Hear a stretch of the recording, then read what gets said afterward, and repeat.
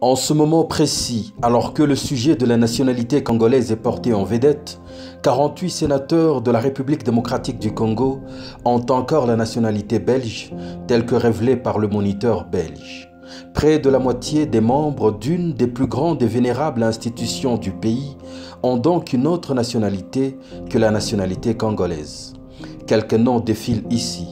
Parmi eux, des personnes très connues du grand public et de monsieur le procureur général de la République, le pasteur Flori Kabange Numbi.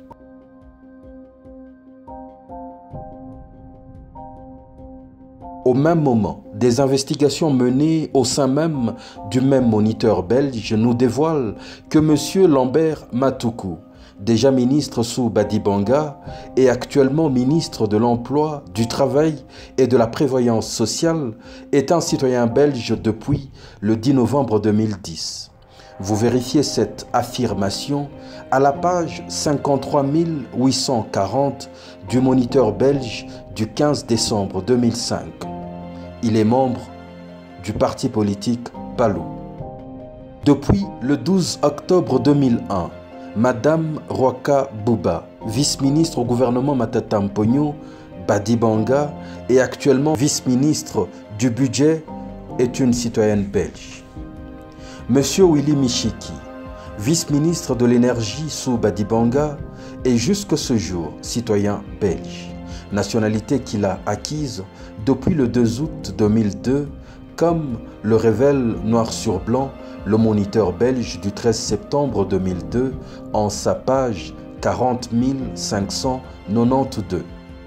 Monsieur Jean-Claude Bayende Etafé, gouverneur de la province de l'Équateur en 2009, est un citoyen belge depuis le 12 octobre 2001, tel que le révèle le Moniteur belge du 30 octobre 2001 en sa page 37 522. Un moniteur à la disposition de tous, même de celui de monsieur le procureur général de la République. Mais en RDC, vous serez susceptible de poursuites judiciaires ou non, vous serez congolais ou non, on fermera les yeux sur vos autres nationalités tant que vous serez de la majorité au pouvoir ou de l'opposition, tant que vous serez fidèle à Kabila ou non. Vous avez ainsi suivi l'exhortation éloquente que le secrétaire général du PPRD, Ramazani Chadari, a faite à ceux qui sont encore dans leur rang et qui détiennent d'autres nationalités, alors qu'ils sont toujours aux affaires, d'aller régulariser leur situation dès à présent.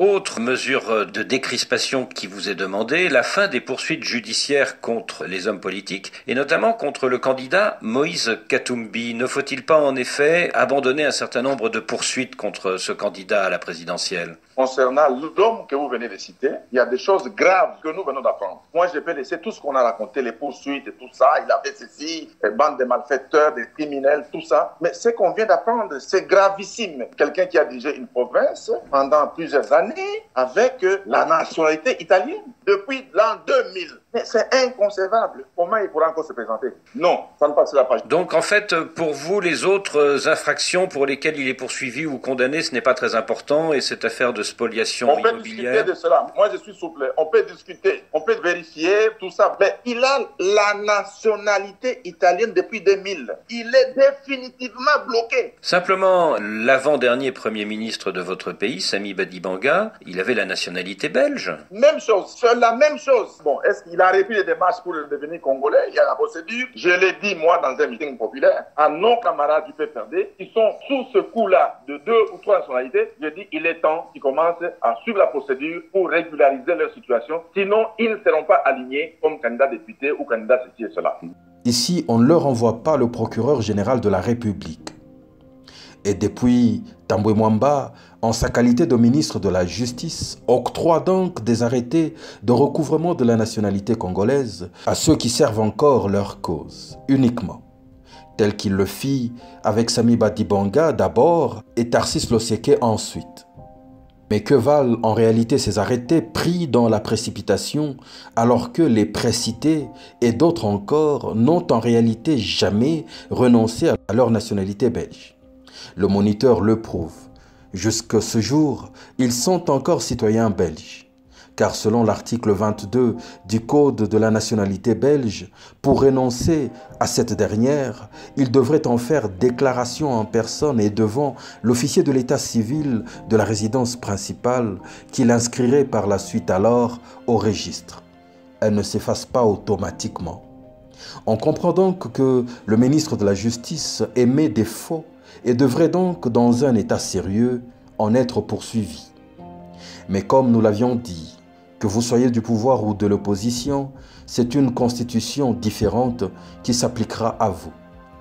Nous prenons rendez-vous pour la 3e série de la liste de dirigeants binationaux qui continuent à vaquer en paix à la tête de nos institutions sous la barbe et le silence assourdissant de M. Flori Kabange Numbi, pasteur et procureur général de la République.